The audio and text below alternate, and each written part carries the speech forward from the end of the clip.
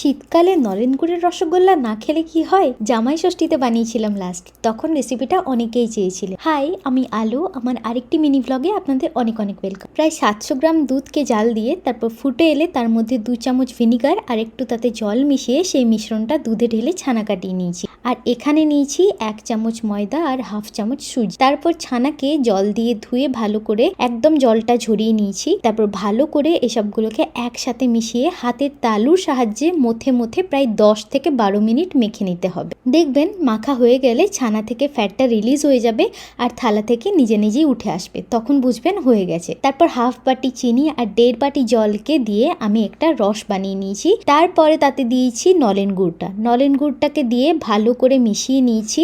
তারপর ছানার এরকম গোল গোল বল বানিয়ে নিয়েছি। আচ্ছা, এরকম ভাবে বানাবেন যাতে কোনো ফাটল না থাকে। তারপর বলগুলো ফুটন্ত রসে ফেলে দিয়ে প্রথমে হাই ফ্লেমে 10 মিনিট আর তারপর লো ফ্লেমে আরো 10 মিনিট কুক করেছি। তাহলেই রেডি নলেন গুড়ের রসগোল্লা। এতটাও ভালো আমারটা সত্যি বলতে হয়নি। আমার মনে হয়েছে আমি একটা ভুল করেছি এখানে। আমি যতটা ময়দা আর সুজি নিয়েছি আমার মনে হয়েছে সেটা একটু বেশি হয়ে গেছে। আপনারা তার হাফ নেবেন, তাহলে দেখবেন একদম পারফেক্ট রসগোল্লা হবে।